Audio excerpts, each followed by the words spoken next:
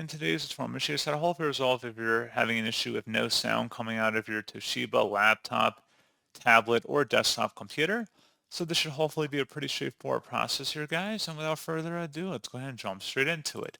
First thing I recommend doing would be check down your system tray and make sure the audio is turned up.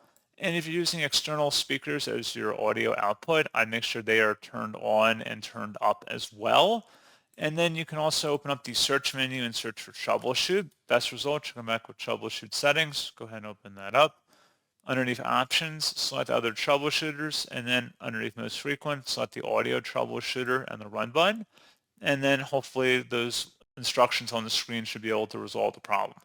So as always, thank you for watching this brief tutorial. I do hope that was able to help you out, and I do look forward to catching you all in the next tutorial. Goodbye.